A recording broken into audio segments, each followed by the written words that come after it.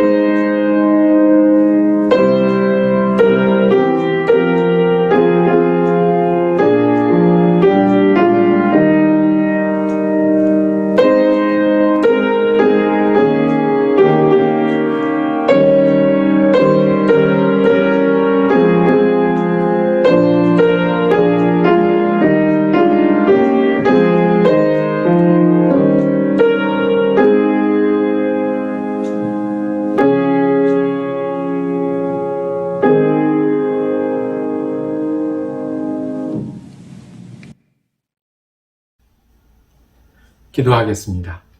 사랑과 은혜가 많으신 아버지 하나님, 우리가 이 시간에 예수님과 함께 자리에 앉게 하신 은혜 감사합니다. 특별히 주님의 십자가와 고난을 기억하는 주간에 우리의 마음이 예수님과 함께 있기를 원합니다. 우리의 자리가, 우리의 삶이 예수님을 따라가며 그 예수님의 은혜로 채우기를 원합니다. 주님께 가까이 가고자 소원하는 우리의 마음을 받아주셔서 주님께서 은혜로 채워주시고 주님의 십자가가 우리 십자가가 되고 주님의 구원이 다시 한번 우리 가운데 은혜로 넘치는 귀한 시간 되게 하여 주옵소서. 감사드리오며 구주 예수 그리스도 이름으로 기도드립니다. 아멘.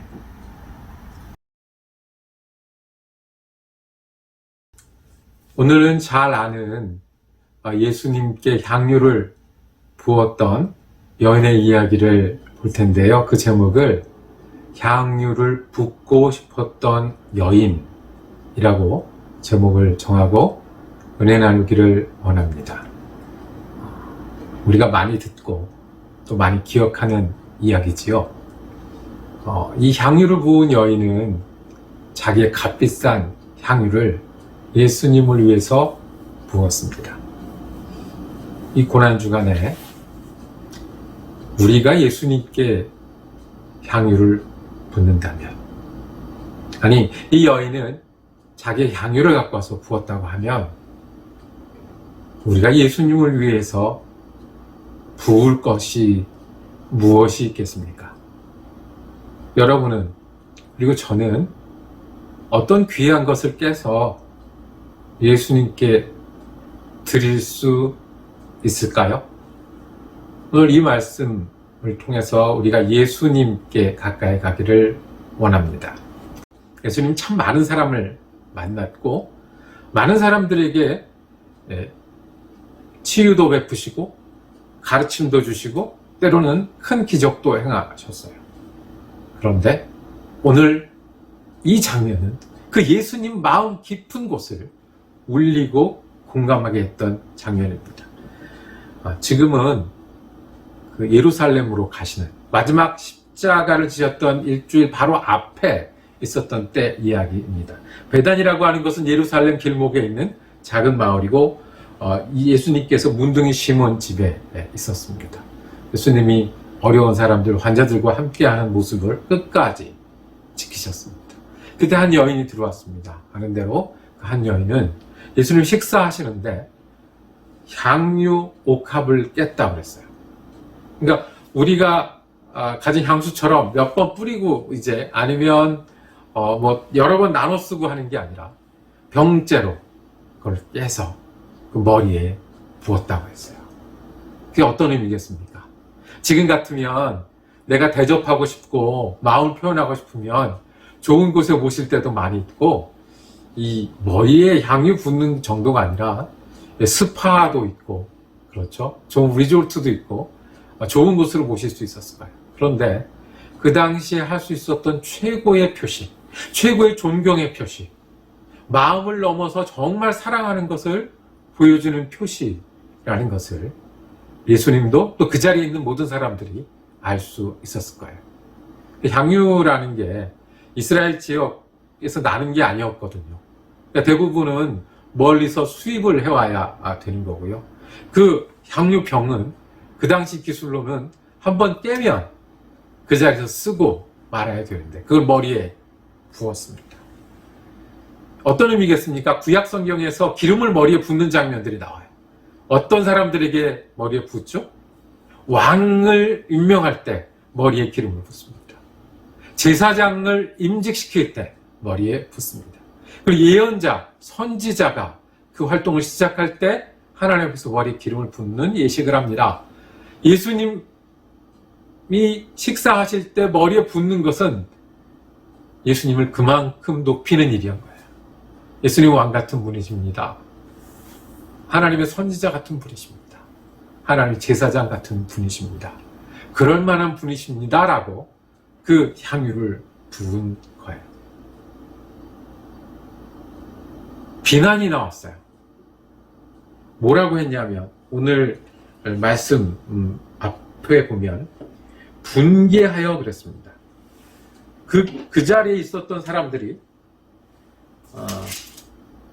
제자들이 보고 분개하여 이르되, 다른 사람도 아니고요, 예수님과 함께 다니던 제자들이 분개했다고 했어요. 화를 냈다고 했어요. 왜요? 그 사람들의 논리는 이거예요. 옳지 않다. 이게 얼마짜린데 이것을 좋은 데 쓸 수 있었는데 이렇게 한번 붓고 말았느냐 하는 거예요. 뒤에 성경의 풀이 얘기는 정말로 이건 예수님을 위해서, 정말 옳은 일을 위해서 한 것이 아니라 그 마음속에 무엇이 있었다? 계산기가 있었다는 거예요. 욕심을 부리는, 저 돈을 어떻게 쓸 수 있고 내가 어떻게 그것의 유익을 얻을 수 있는데 하는 욕심이 들어간 그런 계산이에요. 가진 것을 다 깨서 예수님께 사랑과 존경을 표했는데 돌아오는 건 뭐였습니까? 비난이었습니다. 그때 예수님 나서십니다. 그냥 두어라. 하게 두어라. 저 여인과 내가 지금 하는 일이 맞다. 방해받지 않게 두어라. 라고 말씀하셨습니다. 그리고 이 말씀의 결론은 복음과 함께 이 여인의 행실이 전파될 것이다. 라고 말씀하셨어요. 이 여인이 한 게 무엇이란 얘기예요? 복음이라는 거예요. 이 여인이 한 게 예수님이 말씀하고 싶어하는 그것이라는 거예요. 이 여인이 한 게 예수님이 증거하고 싶어하는 그 가르침이라고 하는 거예요. 예수님이 전하고 싶은 거는 사랑하는 거예요. 예수님을 존중하는 거예요. 예수님을 예배하는 거예요. 계산해서 이 돈이 여기 쓰일 수 있을 텐데 우리가 보니까 그건 얼마짜리인데 랍비 하나 높이는 게 지금 그렇게 중요하냐라고 비난하고 있는 제자들 앞에 예수님, 이게 복음이다. 나를 위해서 깬 마음, 그 마음이 내 속을 울렸다. 이게 맞다. 그냥 두어라. 예수님의 속을 울리는 거, 예수님의 그 마음에 가 닿는 거, 그것이 사랑이고 예배이고 하나님께 마땅히 돌려야 될 존경이다. 말씀하십니다. 가난한 자는 언제나 너희에게 있지 않느냐. 무슨 말씀이십니까? 예수님을 존경하고 사랑하는 사람은 이제 예수님이 그 자리에 없을 땐 그거 가지고 뭘 하겠습니까? 가난한 사람에게 나누겠죠. 예수님을 향해서 자기의 값비싼 향유를 깰 수 있는 사람은 예수님의 뜻이라고 할 때 다른 곳에서도 깰 수 있겠죠. 예수님 앞에 예수님 머리에 붙는 게 뭐가 그렇게 중요하냐고. 내가 보기엔 이게 맞다고. 내 계산기에는 이렇게 얘기하는 사람은 그 때는 옳다고 볼지 모르지만 진짜 하나님, 진짜 하나님을 향한 사랑, 진짜 예수 그리스도를 따르는 길이 아닌 거라고. 그래서 주님 말씀하셨습니다. 이 여인이 복음이다. 이 여인이 가진 마음이 복된 소식이고 내가 전하고자 하는, 내가 가르치고자 하는 복음이 여기 있다고 말씀하시는 겁니다. 예수님의 마음을 왜 울렸을까요? 예수님 이런 표현을 쓰세요. 이는 내 장례를 준비하는 거다. 그 향유가 깨질 때 예수님은 무엇을 느끼셨을까요? 그 향유가요, 지금처럼 우리가 이렇게 병에 놓고 이렇게 뿌리고 하는 향유가 아니거든요. 완전히 밀봉이 된 도자기 같은 거였을 거예요. 그래서 향이 밖에 못 나가게. 그러니까 한 번 깰 수 있는 거예요. 이 다른 성경에 보면 이게 얼마 정도 되면 300데나리온 정도 된다고 그랬어요. 그러면 1년치 연봉에 가까운 거예요. 만약에 이 여인이 시집안간 처녀 같으면 이거 가지고 시집 미천해야 되는 거예요. 이 여인이 만약에 나이가 있는 사람 같으면 가정의 귀한 재산인 거예요. 비상시에 쓸 수 있는. 근데 그거를 예수님을 위해 깼어요. 그 장면을 보시면서 예수님 무슨 생각하셨을까요? 저 향유가 깨졌어요. 그리고 내 머리에 부어졌어요. 예수님, 자기가 깨어지는 모습 보시지 않으셨을까요? 내가 이제 며칠 지나면 내가 저렇게 깨질 건데, 한번 깨져서 다시는 붙일 수 없는 그것, 내 가장 소중한 것, 내 생명과 내 고난의 경험을 다 들여서 깨어질 텐데, 그게 깨져서 머리에 향유를 내서 나를 왕급으로 높이고 선지자급으로 높여주듯이 내가 깨져서 내 보혈로, 내 죽음으로 저 사람들에게 그 향이 가서 전해질 텐데, 하다못해 나를 죽이고 나를 비난하는 사람도 그 향을 같이 맡을 텐데, 예수님 자신이 깨질 거를 보고 계셨을 겁니다. 그래서 말씀하셨습니다. 이 여인이 내 장례를 준비하는 거다. 그런데 비난을 들어요. 내가 내 생명을 주어서 구원을 이룰 그 순간에도 들을 비난을 이 여인이 먼저 맡고 있습니다. 그러니 예수님 할 일이 어떤 일인지 보여주시고, 그리고 마음으로 되새기게 하시는, 정말로 준비하는 시간이 되었을 겁니다. 그래서 예수님이 이게 복음이라고 말씀하셨어요. 이게 내가 말하고자 하는 것이다. 우리는 기도하면서 삽니다. 예수님, 제 마음을 알아주세요. 우리는 기도합니다. 예수님, 우리 가정의 사정을 알아주세요. 우리는 기도하며 내가 하는 일을 돌아보아 주세요. 예수님, 우리 교회를 알아주세요. 심지어는 우리가 예수님을 위해서 일한다고 하는 순간도 예수님 힘주세요, 알아주세요, 봐주세요라고 합니다. 그런데 진짜 복음은 이 여인이라고 하면 우리가 예수님의 마음을 아는 것도, 예수님의 마음을 맞추는 것도 우리가 예수님께 드릴 사랑 아니겠습니까? 예수님께 드릴 예배 아니겠습니까? 그거 하라고 이 여인의 이야기가 계속해서 들려져야 된다고 말씀하십니다. 여러분은 어떤 향유를 예수님께 깨워놓기를 원합니까? 아니, 내가 깨어서 예수님을 높여드려야 될 소중한 것이 무엇이 있습니까? 예수님을 높인다고 하면, 예수님 마음을 맞춘다고 하면, 그 예수님 마음 울린다고 하면 내가 평소 때 귀하게 여기고 비싸게 여기는 것이라도 혹시 깨어놓을 게 있습니까? 그 예수 믿는 일 중에 가장 힘든 극복해야 될 장애물 중에 하나는 우리가 매너리즘입니다. 타성입니다. 어저께 했듯이 오늘 하고 오늘 했듯이 내일 하는 거. 그러다 보면 이 제자들처럼 계산기 두들기고요. 내가 옳으니까 이렇게 해야 된다고 얘기를 하고요. 다른 사람, 잘하는 사람도 비난하게 되고요. 예수님 마음이 보이지 않게 됩니다. 타성과 매너리즘. 어떻게요?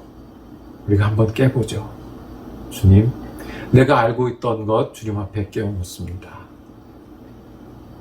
내가 믿고 있던 것도 그 방법들도 깨워놓습니다. 온전히 주님 마음이 어떤 것인지 우리가 가까이 가기를 원하고 드리기를 원합니다. 우리가 고난 주간에도 예수님의 마음을 그 마음 앞에 나가지 못한다면 우리가 언제 우리 마음을 새롭게 하겠습니까? 향유를 깼는데요. 계산으로 보면 어리석은 일이었고요. 한번 그렇게 할 일이 아니었는지 모르지만 예수님의 마음을 울렸습니다. 그리고 그것을 복음이라고 하셨습니다. 우리는 어떤 마음을 주님 앞에 깨어 놓을까요?